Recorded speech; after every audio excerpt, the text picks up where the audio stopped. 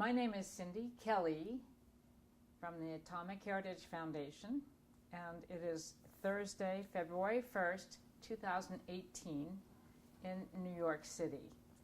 And I have with me Benjamin Bederson. And I'd like to ask him to say his name and spell it, please. I'm Benjamin Bederson, Benjamin, B-E-N-J-A-M-I-N, Bederson, B like boy, E, D like David, E-R-S-O-N. Great. Well, Ben, we were just chatting about your background and your parents who came from Russia. So could you talk about your childhood and your parents? Well, yes.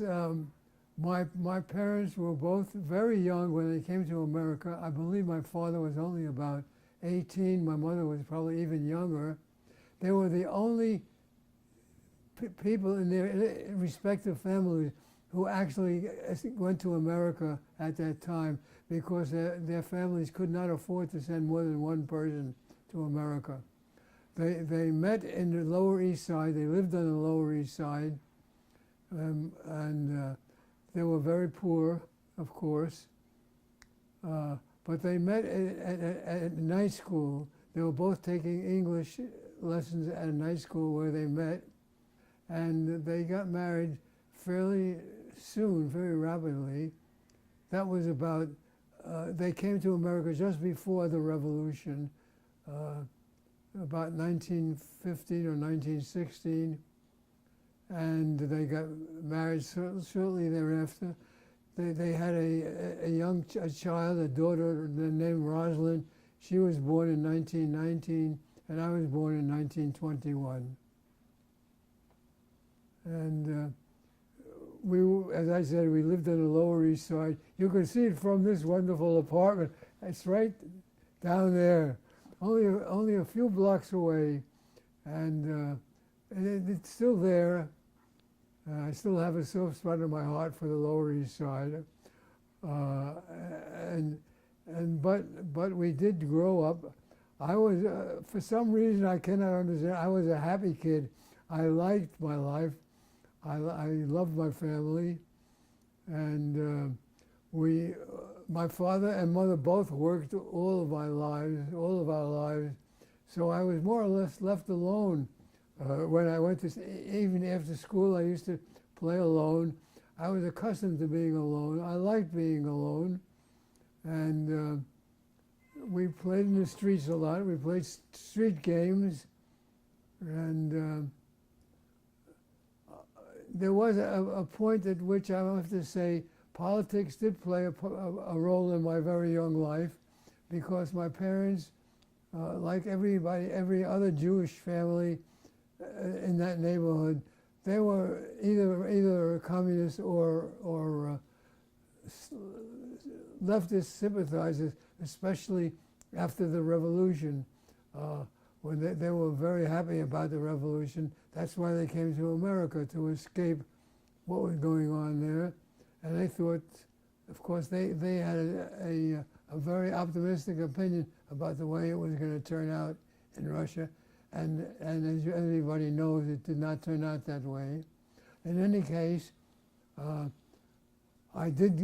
was enrolled in something called the Young Pioneers of America, which was the communist equivalent of the Boy Scouts.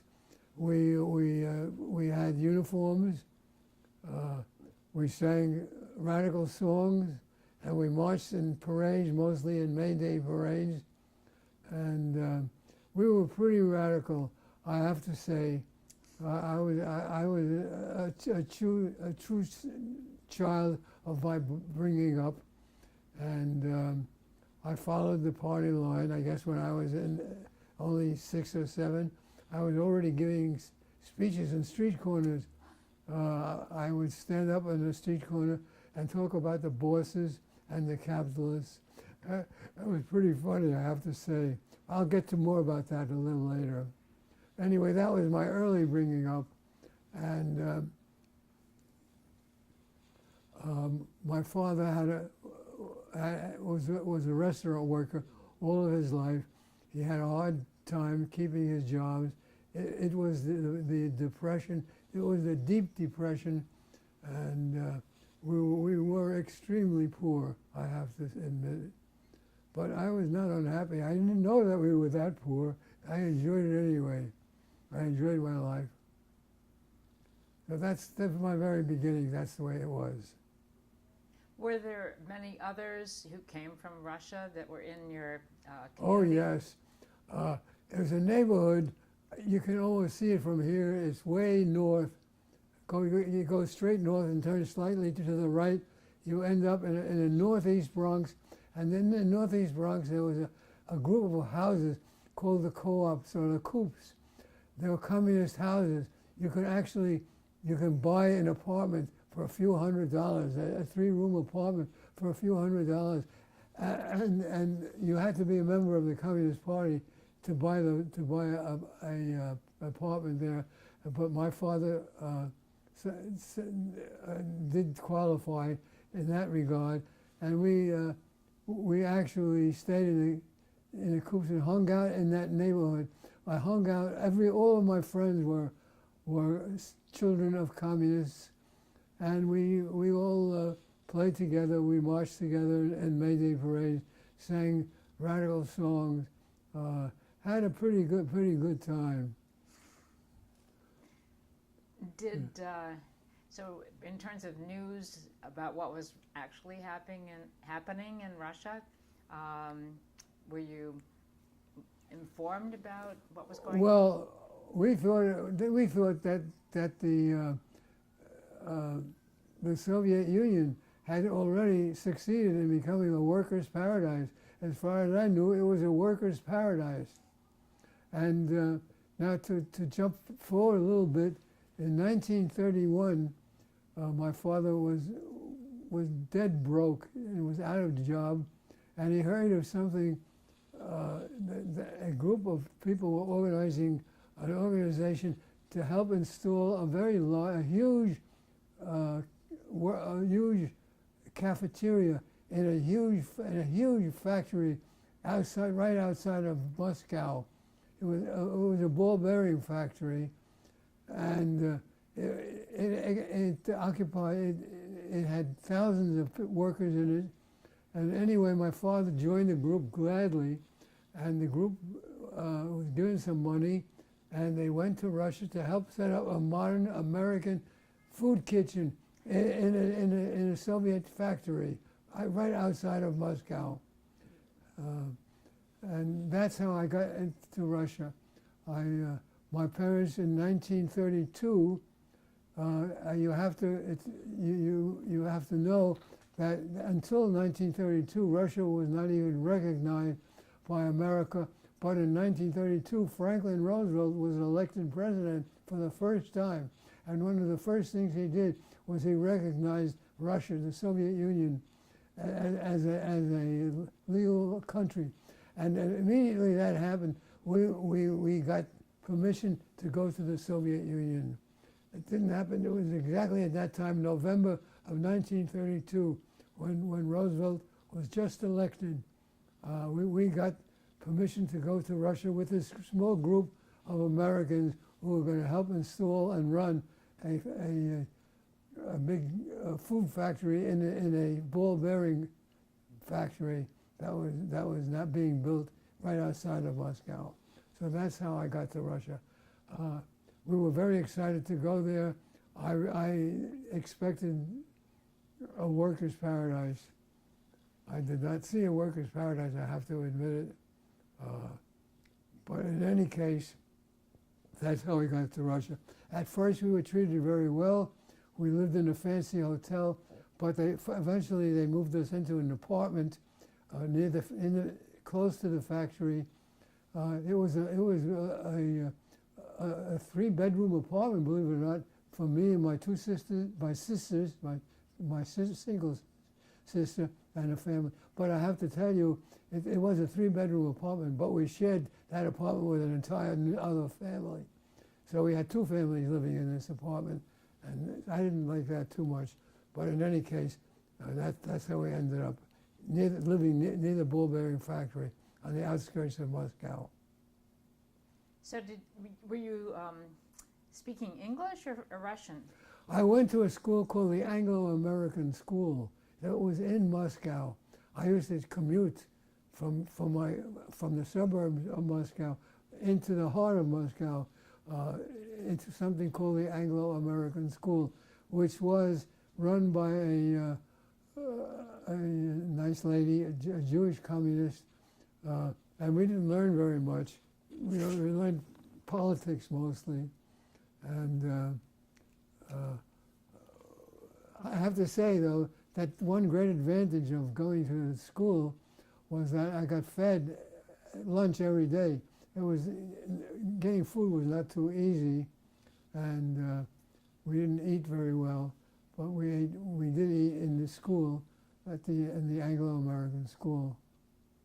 Were you on a scholarship, or was there No, tuition? all foreigners, children of all foreigners in Moscow all went to that school. It was a communist school, you understand, run by a lady communist. A Russian communist, or? No, she was, I think she was American. Her name was Wiener. Chava Wiener, we used to say, Comrade Wiener. That was my Yiddish at the time. Huh. So who else was it mostly Americans, or were they? They were from all over. I made friends, Americans and Germans and English, children of many foreigners who had been lured to Russia to work for the Communist Party on various projects. I have to say it did not end well for them. To get ahead of my story a little bit, most of the people whose children ended up in that school ended up in Siberia, and many of them were killed. But that was after we had come back. I didn't know that at the time, but I found that out later. Well, you were mentioning earlier that this was just about the time that Stalin began his starvation of the Ukrainians. In 1932, Stalin decided to collectivize the Ukraine. The Ukraine was the breadbasket of then the USSR, and the entire Soviet Union relied upon the Ukraine to feed them. It didn't work out that way. The Ukrainian peasants objected to collectivization. They really did not like being told they had to organize and live together in co-ops, and so they rebelled against the Soviets. Stalin did not take kindly to this, and just as I went to the Soviet Union, Stalin reacted and punished the Ukrainians. It is well known there was a famine that he artificially created, and many thousands of Ukrainians were killed. I'll get to that in a minute. So anyway, that's when I got to it. I didn't know anything about the Ukraine at the time, but I settled down in Moscow. I was a little disappointed. It was not a worker's paradise, I have to assure you. Food was hard to get. Apartments, nobody had apartments. I certainly shared a full apartment with an entire another family. Life was not easy, but we got along. We managed to survive okay. I even marched in the May Day parade with a red bandana. In any case, that's the way it went. But I was not happy, I have to say. I became homesick almost immediately, and I yearned to get back to America. At that time, my mother had a sister who still lived in the Ukraine, and she got in touch with her, and we took a train, and we took the train from Moscow to Kiev, and we met my mother's sister in Kiev. My sister Rosalind and I, and my mother and father came to the Ukraine. Now here comes a story that I know you will find hard to believe, but when I got out of the train in a square in Kiev, I saw something very peculiar. I saw children walking around with swollen bellies, and I didn't understand that. They explained to me that these children were starving. And I saw the first day I came to the Ukraine, I saw one child dead in the streets right in front of me with a swollen belly.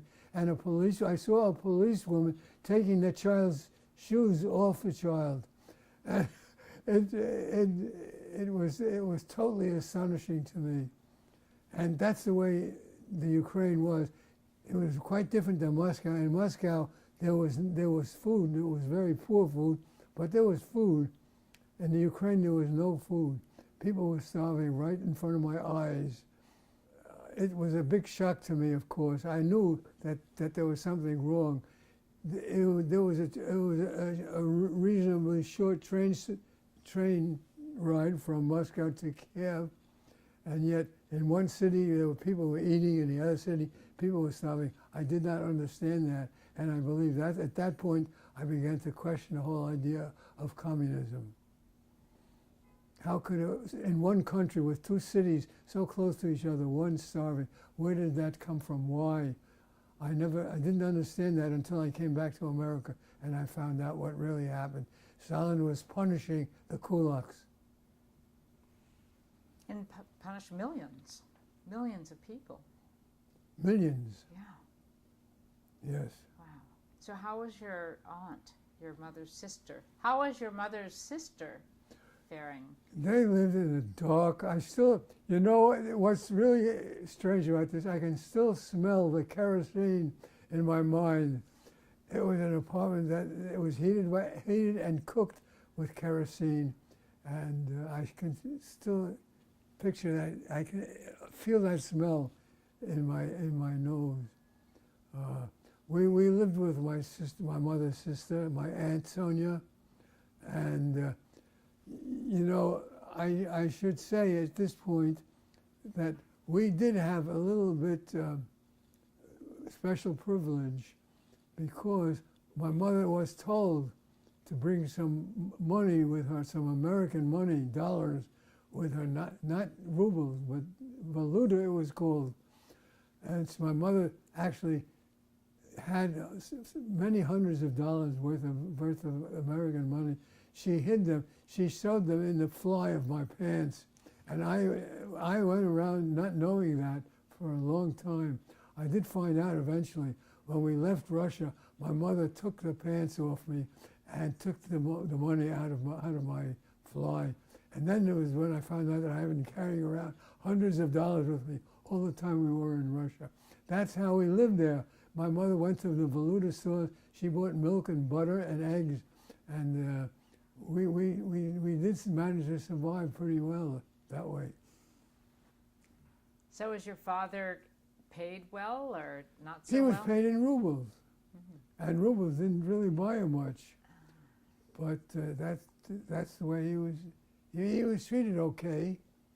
He was a member of the party, and he was treated okay. He was a loyal party member. I didn't think he never got into any real trouble. How did they explain this to you as a child about the starving people in Ukraine? Nobody ever explained it to me, but I did figure it out. I figured out, how could that be? The trains were moving, were running smoothly back and forth. It really only took less than a day to get there. How come there was so much starvation in one place and not in another, in the same country? I thought about that, and I realized there's something wrong with that country. Did you ask any of your teachers or your parents? They said it was these capitalist kulaks who were resisting collectivization. In other words, they were punished. I think Stalin did speak about the kulaks and punish them, and it was not private. Everybody knew it. People were starving there, and you could see it with your own eyes. When you went back to Moscow, could you read about it in the papers, or did Oh they? no! I went back to Moscow, and there was normal Moscow. People were still crowded. They were hanging outside of trolley cars, hanging by their fingernails, and I did eat it. I did go back to the school, and I did get food. Fish soup was for lunch. I hated it, but it was food. Anyway, nobody talked about it, but I thought about it, and I realized that there had to be something wrong with this country, and I guess that although it wasn't easy to give up my beliefs, I did start to question what was going on very deeply, and that was the beginning of my doubts about Soviet communism. So, when you came back to the United States, I have to say, when I came back to the United States, that's a funny story. But when we left the border of the Ukraine. We left White Russia. I guess it was White Russia. Minsk. We left. She took my pants off. She actually took my pants and she took the money out of my fly. And she said, "This money will get us back to America." And sure enough, she had a few $100 left over. We bought third-class tickets on an American ship called the America. It was a small boat, but we got back to America on a small American boat. And when I came to America, the first thing I did, we went out on Ellis Island. We got to Ellis Island, and we got to Bedloe Island, where we landed at the Statue of Liberty, and I was so happy to see America. I was so glad to be home that I actually literally kissed the earth to be back to America. I was very happy to be back. Wow. Goodness. It was a wonderful experience. My father was unemployed, but we didn't starve in America. He was on relief. He did have to get relief checks. We ate. There was no starvation at least that I knew in America at the time. But just to be here, to be with the freedom of the people, and to be with my friends again, it was a joy that it's impossible to fully appreciate unless you've been through it. Wow. So your mother saved the day. My mother she did not like Russia either. There was sort of a schism in the family. My mother and I both ended up hating Russia. My father and my sister were loyal to Russia, and they wanted to stay. Even with all of that, it's really hard to give up those beliefs. I have to tell you, you must be in it yourself to realize how hard it is to give up those beliefs which were drummed into you all your life. But my mother and I wanted to go home. My father and sister wanted to stay. We ended up going home. My mother was stronger. And from then on, that was 1932, 33, the height of the Depression in America. My father eventually got a job. We didn't do so badly. We moved around. We lived in Brighton Beach for a while, but then we went back to the Bronx. I gradually began to lose interest in the whole business of politics, and I discovered science all by myself. I became a science fiction addict. I read science fiction, and I believed in science, and I kept a notebook, which I still have, called it progress, and I did everything to learn what I could about science, and that's how I discovered about City College, CCNY, and I eventually ended up applying for City College, got in, although my marks at high school weren't that all great. I got into City College, and I declared myself a physics major right away from the very first. So that's how I became a physics major. That's fabulous. Did you have high school physics? No. I had biology and chemistry. I hated chemistry because you had to memorize everything. I had biology, but I don't think I had science. But I did. I had a general science course, and I loved it, and I really latched into astronomy and physics, and I went immediately into physics at CCNY, and I didn't ever look back since. I looked forward to science all my life since that time, and I gave up politics. Sounds like for good reason. For good reason. Yeah. Well, actually at City College there was a big. They were what they call alcoves, the hangouts in the cafeteria. The communists had an alcove. The Trotskyites who hated the communists, who hated the Trotskyites, they had another alcove, and then the regular communists had a third alcove. I had nothing to do with any of them. I just went to a science alcove. There was one? Yeah, it was kind of mild.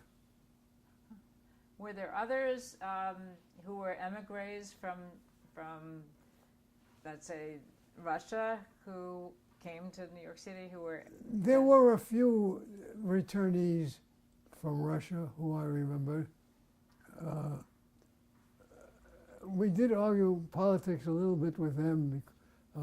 I don't think they had been to the Ukraine, so they wouldn't have known what had happened in the Ukraine. But I ended up being really hostile to the whole idea of communism by the time I left City College.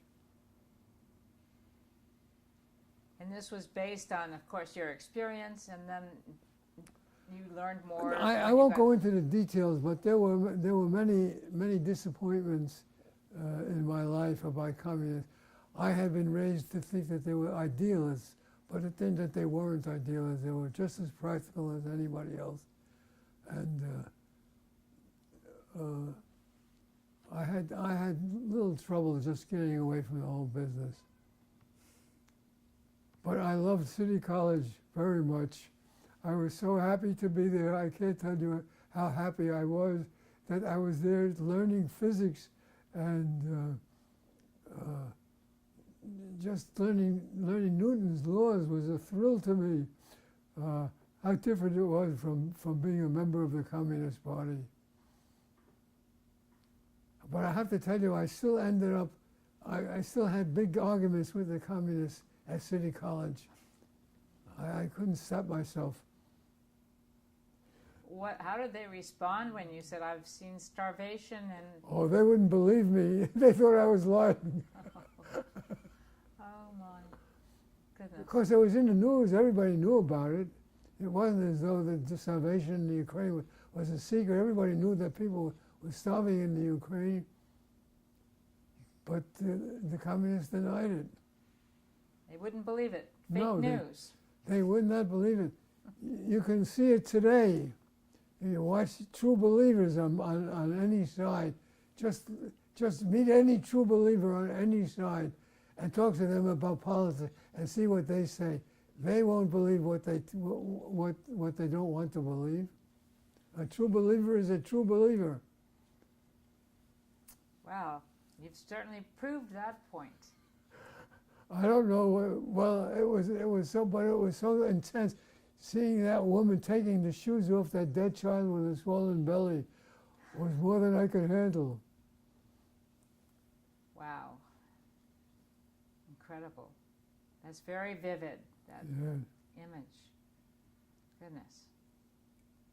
Is there anything else? Well, anyway, shall I go on? From there, Sure. after 2.5 years of college, I realized the war had already started and I was doing nothing to fight against the Nazis. So I went and joined the Signal Corps as a civilian. So I worked as a civilian in Philadelphia for the Signal Corps, where I was drafted right away. I didn't appeal my draft, I just let them draft me. And so I got into the Army, and I went around from here and there. I started out in Chicago, the city of Chicago, and then I went from there I went to join something. They actually sent me to college. The Army sent me to college. Can you believe that?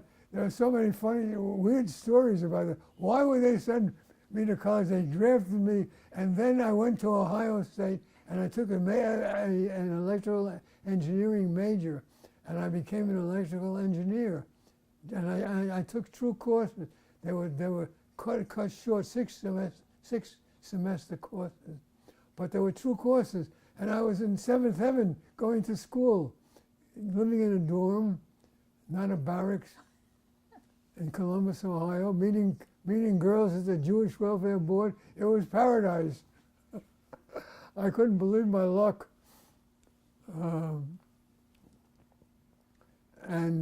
What happened was, that was, I guess, in the winter of 1943. It was not a good winter in America. The war was going on full blast. The Americans were fighting the Russians in Stalingrad, and they were losing thousands of soldiers. Every day, there were many soldiers dying. Franklin Roosevelt, God bless his soul, Franklin Roosevelt decided to end up this college training program. He thought that training soldiers for a technical America was not a good idea when America needed soldiers to fight. So he abandoned ASCP. My education course at Columbus, Ohio, at Ohio State ended abruptly, and I was given about 2 weeks' notice to say that I was going to be shipped off to tail gunner school to become a tail gunner. But at that point, they decided, for some reason that I can't quite figure out, to keep me there as an instructor. Instead of teaching them college courses, they were learning how to become tail gunners. Which, in order to be a tail gunner, you had to be a radio operator. Of course, the tail gunner operated the radio on the B-17. So I became an instructor teaching radio school. What I knew about radio was not very much, having 2.5 years of college. But I became an instructor teaching my former buddies how to become radio operators. They learned how to be a tail gunner later. That was to become. Some of them, of course, didn't survive. So that part of my training was a strange one. I became a teacher in Chicago, living in a hotel. But at that point, my commanding officer called me in and he said, "Bederson," I remember his words exactly. He said, "You're a loudmouth New Yorker. How would you like to go back to New York?" So I said, "Oh, yes, sir." And so he said, "Okay, there's something here called the Manhattan Project, which will take you back to Manhattan." So I said, "Okay, sir, if you don't mind, would you sign me up?" So he said, "Sure." He said, "It's okay with me." So he signed me up to be interviewed for for something called the Manhattan Project, and I thought I was going back to Manhattan. So I got my shipping orders, but I didn't go to Manhattan. I went to the south, to the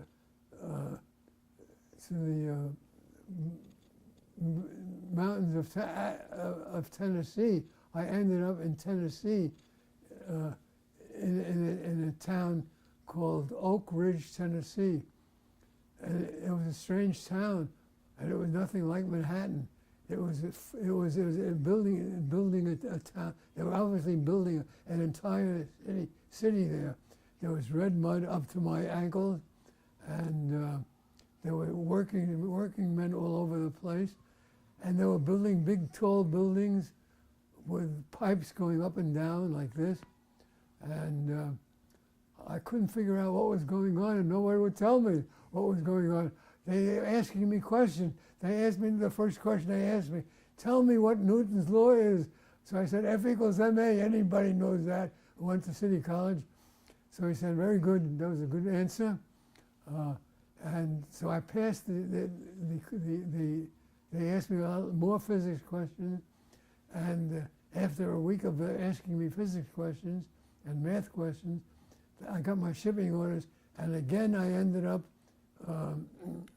this time going west, and I went west and west and further west until I ended up in a town in New Mexico, and I went up a steep cliff to a mesa, and the mesa was called Los Alamos, and that's how I ended up at Los Alamos. Still not knowing why I was there, for what reason I was there. I knew it was something to do with physics because of all those physics questions, and I was glad that I had already learned F equals ma in my first year at City College, but I didn't know what was going on. But they gave me a job anyway, and it was a strange job. Would you like to hear about Jumbo a little bit? Absolutely. Oh, they took me to a place that they called Jumbo. They showed it to me once, and that's the last time I saw Jumbo. It was a huge container, iron steel container, about 10 feet wide and 20 feet high. Can you imagine a steel container that size? And they said, we want you to test that container. So they said, and I said, sure, I'll be glad to. So then I became a physicist again. I did experiments. I met I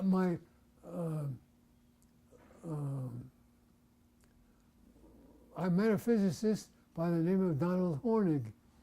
Donald Hornig was a distinguished physicist from Harvard, from Princeton, not Harvard, Princeton, who told me what I was doing, what I was going to do. I was going to test that big tank, but not the big tank, but little miles of a tank, this big, consisting of steel pipes with explosives inside. My job was to blow up these tubes and see how they withstood the explosion. And what I was doing was testing Jumbo. And I was only later when I found out that Jumbo was to contain the atomic bomb, and the atomic bomb was to be contained by Jumbo. If it fizzled, so that radioactive material wouldn't be scattered all over New Mexico. So that's what I was doing. I was testing small containers that simulated Jumbo, blowing up little explosive in those containers in a faraway mesa away from Los Alamos. I did that for a while, and eventually that project ended when they decided to abandon Jumbo. They decided that Jumbo was not needed because the confidence in the use of the atomic bomb was so high that they thought that the Jumbo would not be necessary. So they abandoned Jumbo. So my job ended. So I was given another job. This job was with an Englishman, with a very unusual Englishman by the name of Philip Moon. Philip Moon was a physicist who was a quintessential absent-minded physicist. He was so absent-minded that he wore a tie for a belt. And we got along really well because of his accent. I made a little fun of his accent. I couldn't understand. And I met his wife, a big dowager British wife, huge, who spoke with a British accent, which I couldn't understand. And we worked together, blowing up, not blowing them up. We ended that job. I was given another job, and that was a strange job, even stranger than jumbo. What I was doing was I was testing explosive wires, switches that were just little pins this far apart with a bunch of them together, a bunch of pins, testing to see whether they would explode at the same time. My job was to assemble the pins, to assemble a special camera which photographed these pins exploding, and as they exploded, I would try to photograph them to see whether they exploded at the same time together simultaneously. My job was to see that these pins exploded simultaneously. That's what my job was. That's what Philip Moon and I were doing, and I'm mixing them up. That was Donald Hornig. Donald Hornig and I were doing together, and we worked we would drive away to an isolated place where we could blow things up safely without killing anybody except ourselves, and we exploded these little tests until we found out what was going on, and that was when I was told what was going on. About maybe 3 months, 2 or 3 months after I got to Los Alamos, I was called to a little meeting of a group of GIs like myself and some civilians, and we met with George Kistiakowski. George Kistiakowski was the director of the explosive division. Well, that made sense because I was doing explosives. And he said, you're here today because you received your clearance and you can now be told what you're doing. So I said, well, I'm going to find out what I was doing. Unbeknownst to me, a couple of some members of the Army had gone back to the Bronx and gone to my friends and to find out whether I was a communist. And they found out that I wasn't a communist. To my good fortune, I had two good friends who told them that I was not a communist, that I was an anti-communist by that time, and I got my clearance, believe it or not, despite my Russian background, despite my coups background. I got my clearance. They understood that I was a loyal American, and they gave me clearance to this immense secret. What a secret that was. And I was told, Kissinkowski told us what we were doing. He told us about the history of nuclear fission and fusion and of the original experiments in Germany and in France and in Holland, and what happened to the letter from Franklin D. Roosevelt to Franklin D. Roosevelt by Albert Einstein, suggested to start the Manhattan Project, and what was going on at Oak Ridge and Los Alamos, why we were doing that, what was happening at Oak Ridge. They were building the uranium bomb. We were told about the uranium bomb, and we were told about the plutonium bomb, and that I was working on the plutonium bomb with Philip Moon, and I was explained to me what I was doing.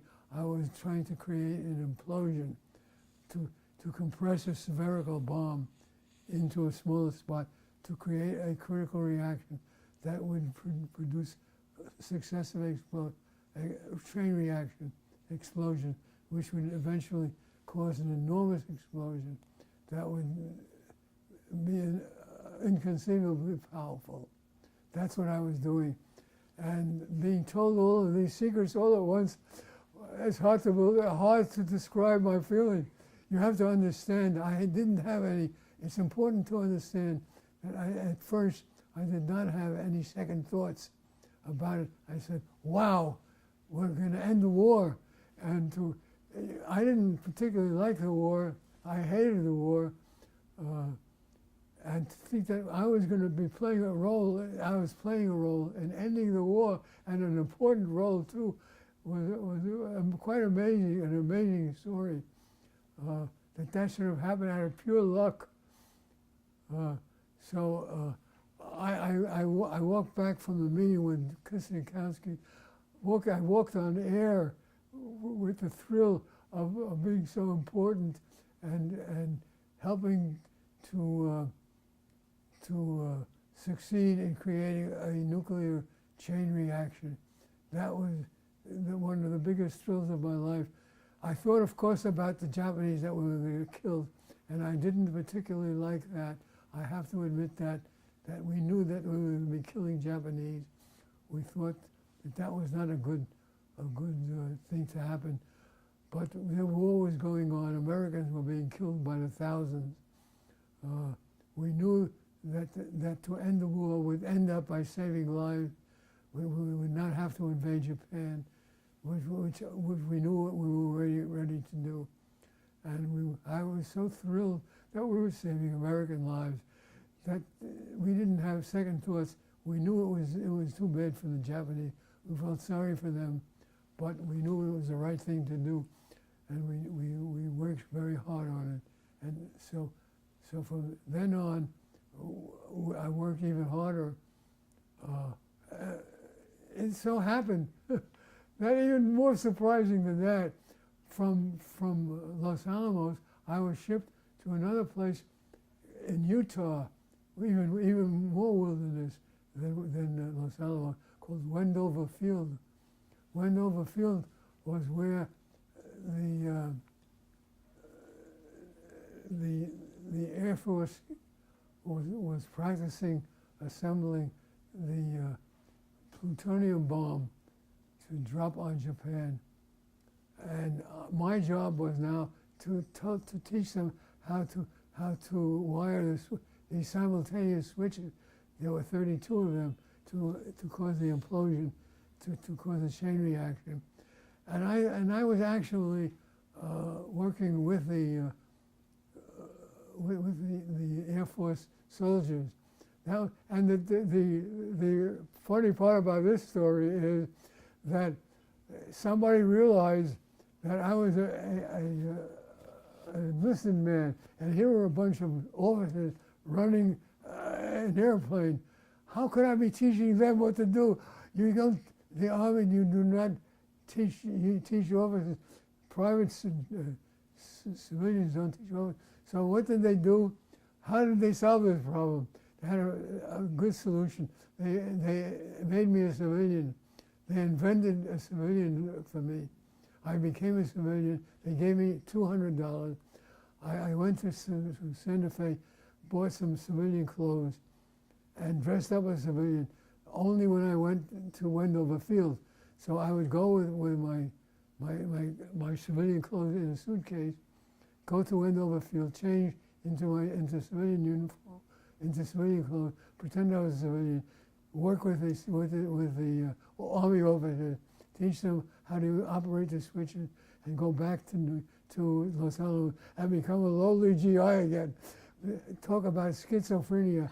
That was a true schizophrenic existence, going from being a civilian to a GI, having to salute and say, "Sir, I did not like that. I felt as though my job was too important.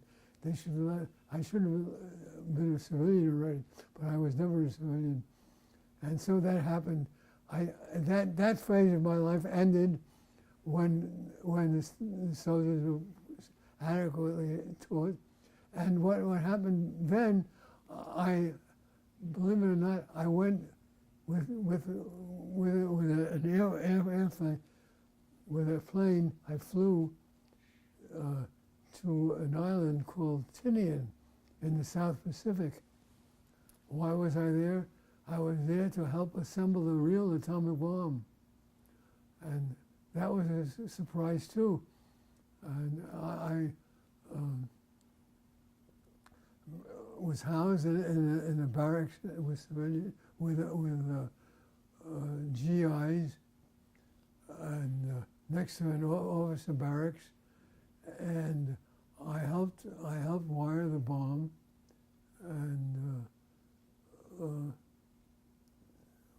realized that I was actually doing the real thing.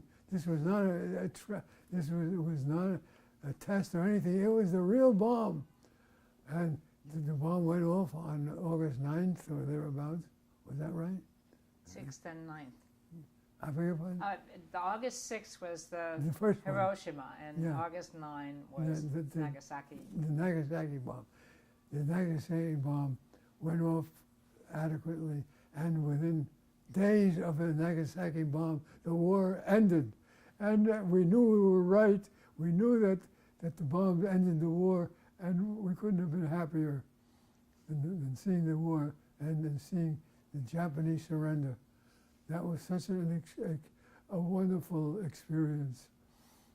And we knew it was that the pain caused the Japanese was worth it, as horrible as it sounds.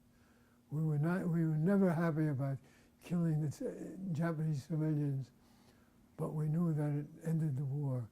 And God knows how many American and Japanese lives we saved by ending the war, only 3 days after the Nagasaki bomb was dropped. And after that, we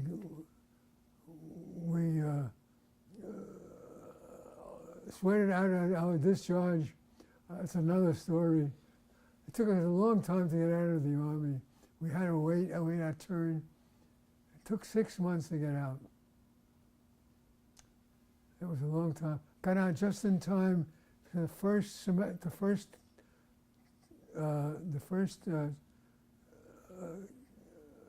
class of my City College curriculum.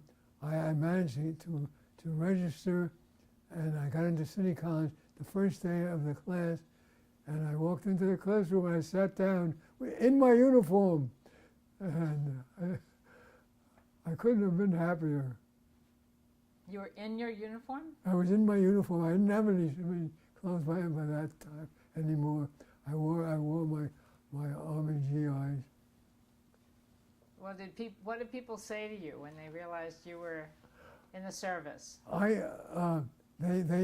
found out I got a nice letter from Robert Oppenheimer, quite an impressive letter, saying what a great guy I was and how much I helped the bomb succeed, and a few other letters from generals and admirals, and I brought them with me to City College. They gave me 3.5 semesters worth of college credit, just like that.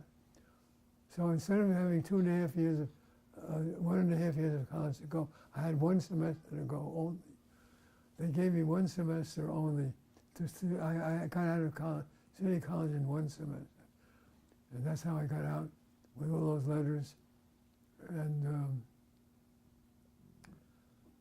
it was a very happy time. I bet. Wow. So when you finished, what did you want to do next? Did you know? I wanted to do physics. I didn't want to work. I got an amazing offer from my second class boy, who offered me a permanent job in testing in the South Pacific for, now you won't believe this, $6,000 a month, for $6,000 for 6 months. That was approximately 1,000 times more than I was earning as a GI. And I said, oh my God, I said, how good, $6,000, I'd be very happy to turn you down. I turned him down, I turned down $6,000, and I went back to City College and got my degree, and then went to graduate school. I had no trouble turning down $6,000. Well, you lived on far less and were happy. It's quite surprising.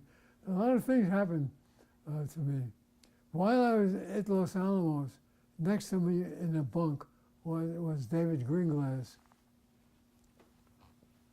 Greenglass and I shared bottom bunks. We were this far apart, and I had to listen to how wonderful the Soviet Union was for the whole time that I was with David Greenglass. And the FBI found out about David Greenglass a few years after the war ended. And the first thing they found out about was me. And they called me up and they said, would you mind coming over and coming downtown? So I came downtown, and there I was in a small room, no bigger than 8 by 8, with 4 or 5 FBI men. And I knew that they were up to something. And they started asking me about David Greenglass and about the Communist Party, about the Soviet Union. And I was very honest. And I told them the whole story just the way I'm telling it to you. And I know this is hard to believe, but they believed me. I have a soft spot in my heart for the FBI. They believed everything I told them. In fact, I have to tell you that at Los Alamos, they used to have these Tuesday night seminars. In the seminars, everybody with a white badge, with secret clearance, was allowed to go to the secret clearance. And I, of course, went. I had to go. I wanted to hear more. And I heard Enrico Fermi. I heard J. Robert Oppenheimer. I heard Niels Bohr. Nicholas Baker has a pseudonym. He had a pseudonym, Nicholas Baker.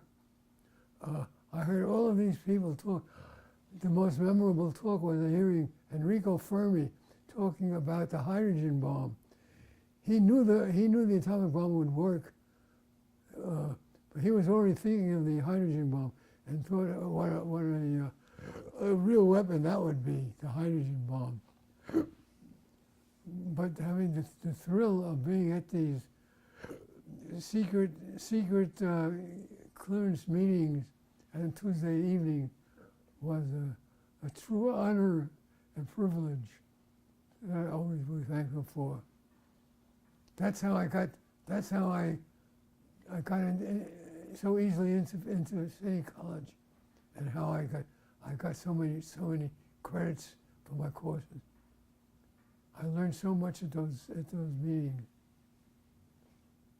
So they asked you questions, or you had a conversation with the admission people who were deciding? I told them how all the things that I did at Los Alamos, and they couldn't believe it. That was all supposed to be secret, and I told them it was really not a secret. It was not a secret at all. I was told everything that I didn't need to know, and I was told that J. Robert Oppenheimer felt that the more people knew about what they were doing, the more they would work, the harder they would work. And he was right about that. He was wrong about David Greenglass and my other atomic spy. Ted Hall was also a friend of mine, not a buddy. He belonged to the Mushroom Society, and you wanted to know about the Mushroom Society. I have to tell you that my secret clearance friends, all of whom had secret clearance, formed something called the Mushroom Society because we loved classical music. And we had records made that we had somehow gotten into Los Alamos, Tchaikovsky, Wagner, Beethoven, and others. And we used to play these classical music records in a small office building that was occupied by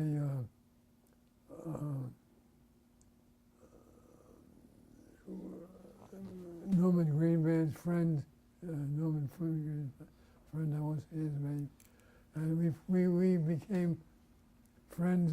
We played classical music, and so we called it. We could only play the classical music late at night, and it was very dark at night, probably after 10 o'clock at night, and we played the classical music, and we called it the Mushroom Society because you could only play music at late at night. And Richard Bellman was the name of my friend, the theorist who had an office where we would play classical music. So we played that there. So that's how I knew Ted Hall. He was an intellectual, and he loved classical music just like the rest of us did. And he asked, could he join the Mushroom Society, and we let him join the Mushroom Society. So we had a spy working in Richard Belmont's office, and we had a spy sitting lying next to me in a bunk telling me how great Russia was, and all that stuff. That's the story. That's the Los Alamos story. Eventually, I got my clearance.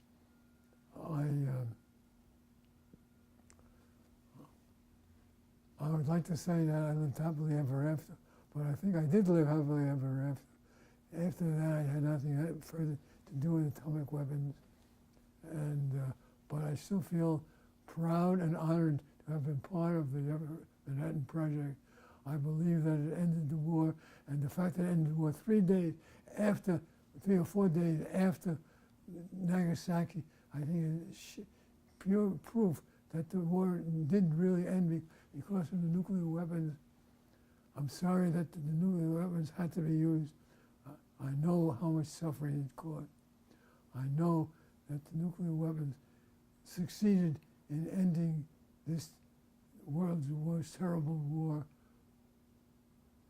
In a certain sense, we're living from the aftermath of some of what happened then.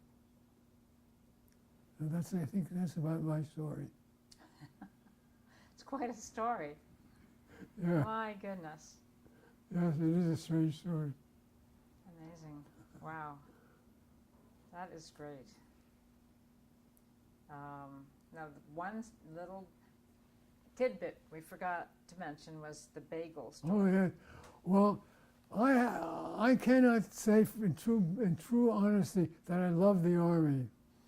I thought that the Army's discipline was unnecessary. I felt that we could do everything we wanted to do happily, and that we would do what we did without any discipline. But the Army insisted on having discipline. So we did have discipline while I was in Los Alamos. We had Saturday morning inspections. Everybody in the Army knows about that, Saturday morning inspection. And I said, we're going to do something to show our contempt for the Saturday morning inspection. So Peter Lack's family sent his family sent Peter a whole package full of good Jewish food. God bless Jewish food, lox and bagels. Peter Lax gave me one of the bagels. I hung up the bagel, not from a bed, from a string of one of the fluorescent lights that you pull the turn on. So the bagel hung right in front of my back, of my bunk. And the commanding officer walked right past the bagel, looked at the bagel, and said, "What's this?" And I said, "That's a bagel, sir." I said, "Sir." I really didn't even like that. "That's a bagel, sir." He said, "Well, it doesn't belong there. Take it off." I said, "Yes, sir." So I took off the bagel. But anyway, that's the bagel story. I didn't tell you that I also at the same time, to show what I felt about an Army inspection, I polished the soles of my feet, of my shoes.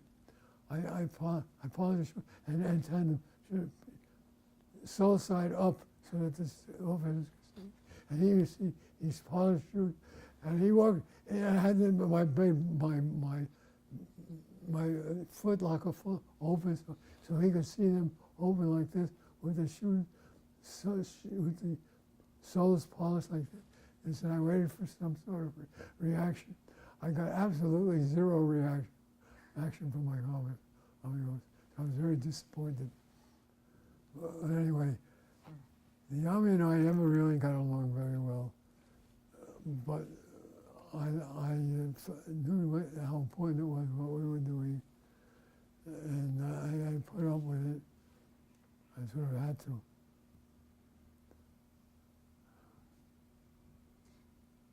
One thing you might mention, since we're going to have, we'll talk about a little the Alamos project and Sam. Oh yeah, I Goldsmith. forgot about Sam.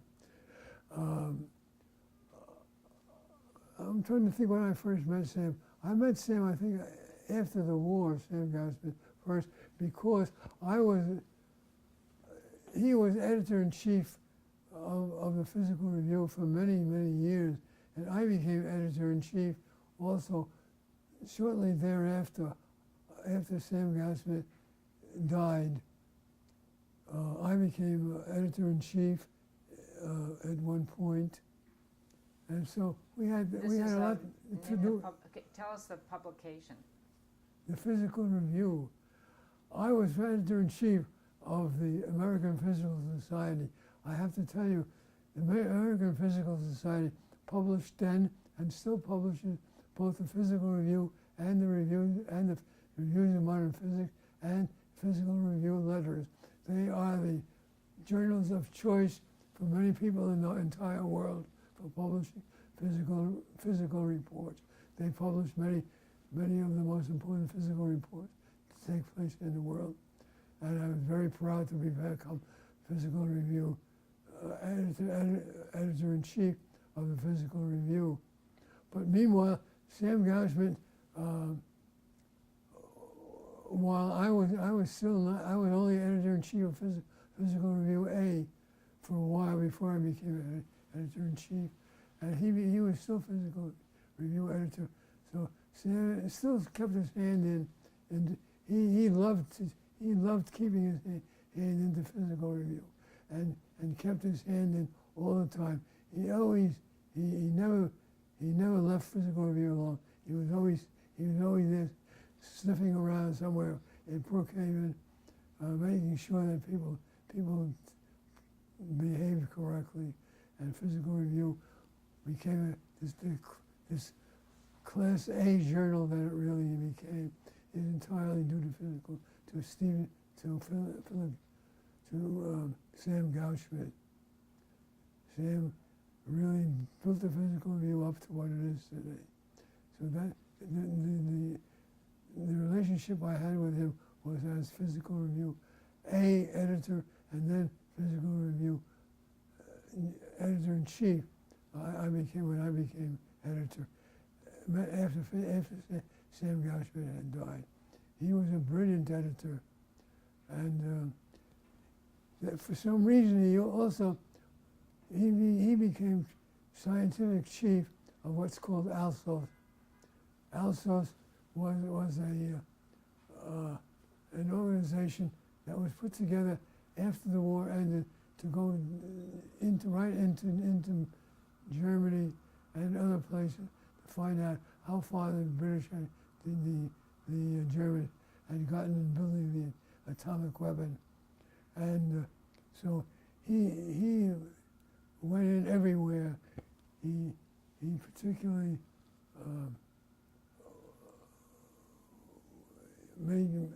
made sure personally he became convinced that the Germans had not really gotten very far in building the atomic bomb, much to his relief. And I have to recommend to anybody who's interested to read the book. You read Alamos. It is a book that Sam Goldsmith wrote. It is not a scientific book.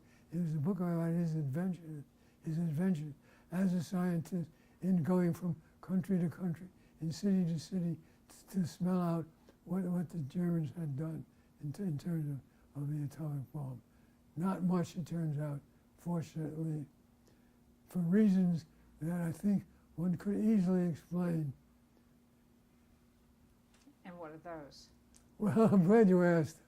Well, there are theories all over the place. Everybody has a theory as why the Germans why Heisenberg, the chief scientist, who could have easily have figured things out, didn't do it. My personal belief is that the top-down philosophy that the Germans used throughout the war played a significant role in their not building the atomic bomb. Oppenheimer did not believe in top-down. He believed in bottom-up. Everybody in Manhattan Project knew who had clearance. They knew what was going on. They could present their ideas to anybody they wanted. They could have spoken up to anybody. They could have walked up to Niels Bohr, to anybody, and spoken to them, and it would have been okay. To me, that's why the atomic bomb is the principal reason why the atomic bomb works. Is that people all work together, and they work hand in hand. I, with my lowly clearance, my one badge, even I had a white badge, I knew as much as anybody did what was going on. I felt I could feel free to talk to Philip Moon about ideas that I had about how these switches should work. He did not tell everybody that needs to know was a philosophy. So I think need to know played an important role. I don't say it was the most important role, but it played a very important role in why Heisenberg and his cohorts did not develop the atomic bomb, or did not even come close to build the atomic bomb. So I think that democracy, God bless democracy, democracy played a major role in all of this, in why America was so strong all along, why America pulled together during the war all the time, and that's why we were so strong in those days. It should only happen again now.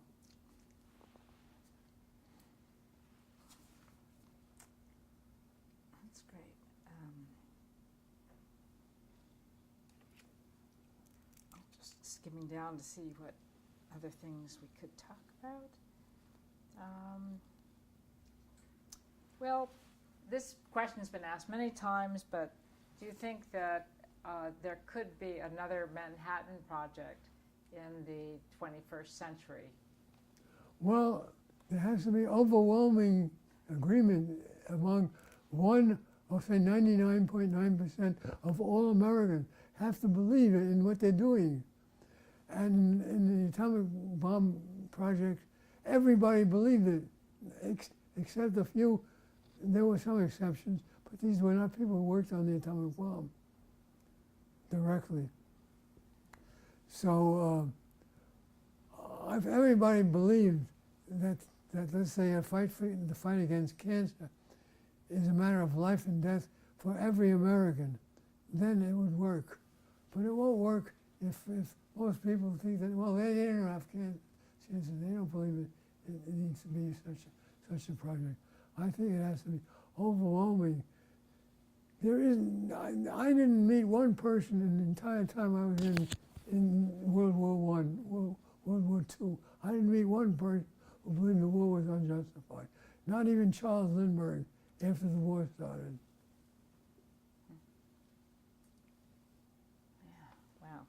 But the Nazis were so evil, they were so rotten, they were so bad, that it was not hard to hate them. As far as the Japanese are concerned, I don't think that we felt that strongly about the Japanese. We knew that what they were doing was really bad in Eastern Asia. We knew that, but we didn't feel so personally involved as people did for the Japanese. Interesting. Well, I think you've done a great job, Ben. Really, you've told some fantastic stories. It is a story, isn't it? Who was it? Somebody said they reminded that I reminded them of Hans Castorp. Have you ever heard that name?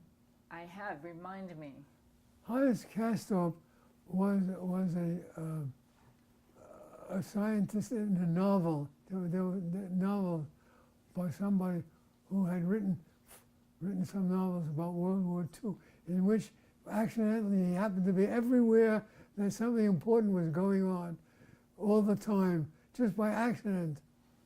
That's what Hans Castorp was, and that's the way somebody reminded me that I was like Hans Castorp. You were the Hans for the Manhattan Project. You were everywhere. I was never at Hanford. Well, almost everywhere. Yeah. What a life! All in 3 years. Yeah. It's a lifetime of experience. It was about 3 years, wasn't it? It was a lifetime. It played a role in later years, of course. It's not as though I forgot what I had done, but my career subsequently followed what I started at Los Alamos. I even for a while worked on time lags, on simultaneous arc going off at the same time. I worked on that physics project problem. It had nothing to do with weapons, but it was still related to what I had done at Los Alamos. And of course, I made friends. I should have mentioned that I made friends at Los Alamos. We lived in the barracks, and the barracks, there were 60 guys in the barracks, and there were 60 smart guys. I think the Army, they picked people to work as SEDs, Special Engineering Detachment. They picked guys who were smart, who had high IQ, and the guys I knew were smart. The guys like Richard Bellman, who was almost a genius, and my best friend William Spindel, who worked for the government, and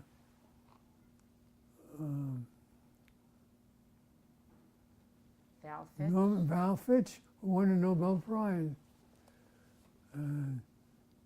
Murray Peshkin, who worked at Argonne.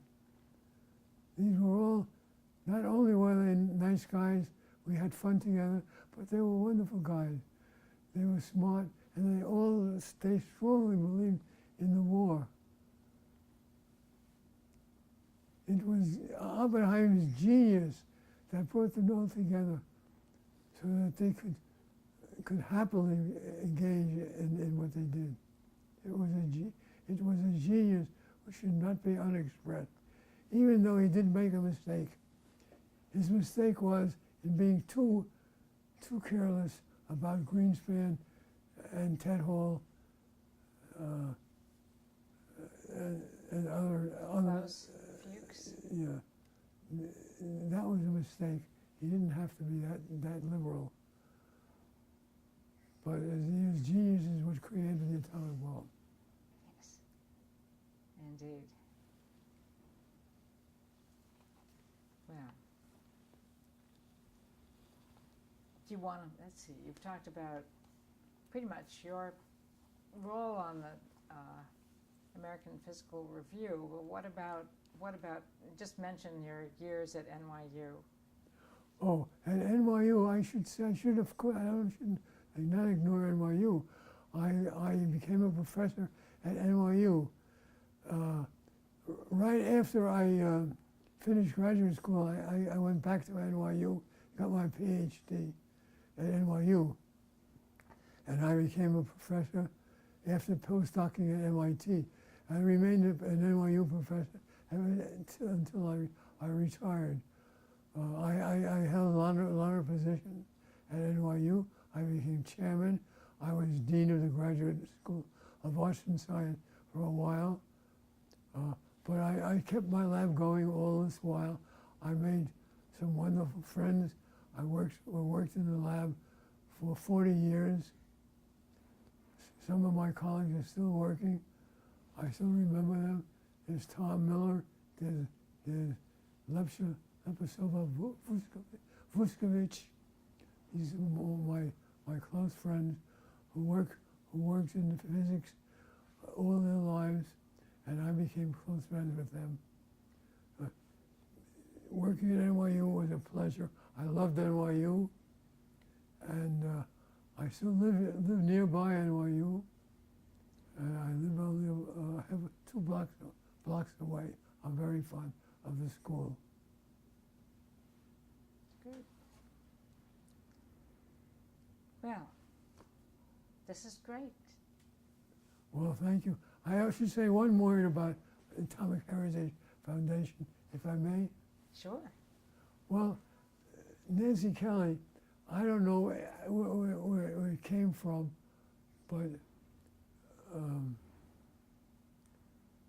out of her experience working at various places before, she herself invented the Atomic Heritage Foundation, and she created it not only at Los Alamos, but at Oak Ridge and at Hanford and other places, smaller places in between. Even in Manhattan, I'm pointing in northern Manhattan, down there, even there. She did that and all by herself. One person who did so much. How important one person can be. One person did not cause Los Alamos. That was a confluence of 100 million people of America working together. But there was one person who created the Atomic Heritage Foundation. That was her. That's all I wanted to say. Oh, well, thank you. That's very nice of you. It's been a pleasure. So that the world would not forget. I forgot to mention that aside from my beloved wife, there are 4 boys who entered my life, and each one greater than the next. There's Joshua, there's Jeffrey, there's Benji, and there's Aaron. I have to mention them, my wonderful boys. Right now they're scattered around, but they manage to come here once in a while to New York and visit the old folk.